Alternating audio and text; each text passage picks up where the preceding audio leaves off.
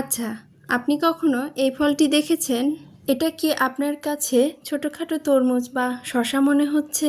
আমাদের চেনা প্রকৃতির বুকে লুকিয়ে আছে এমন এক অদ্ভুত ফল যা দেখতে চমৎকার হলেও এর গুণাগুণ সম্পর্কে আমরা অনেকেই জানি না। বিজ্ঞানীরা একে বলে কুকুমিস ক্যালোসাস। তবে আমাদের গ্রাম বাংলায় বেশ কিছু পরিচিত নাম রয়েছে।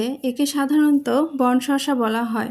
আবার কোনো কোনো এলাকায় এটি গোয়াল কাকড় বা ভুঁই শসা নামেও পরিচিত। এই গাছটি লতানো প্রকৃতির এবং পাতাগুলো কিছুটা খসখসে। এতে ছোট ছোট হলুদ রঙের ফুল ফোটে। কাঁচা অবস্থায় এই বন শসা দেখতে গাঢ় সবুজ এবং সাদা ডোরাকাটা হয়, ঠিক যেন মিনি তরমুজ। তবে পেকে গেলে হালকা হলুদ বর্ণ ধারণ করে। এই বুনো শসা কাঁচা অবস্থায় তেতো বা টক স্বাদের হতে পারে।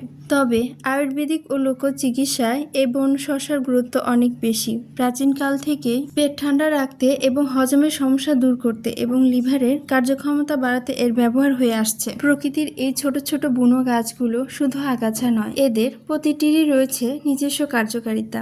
কোনো উদ্ভিদই অবহেলার নয়।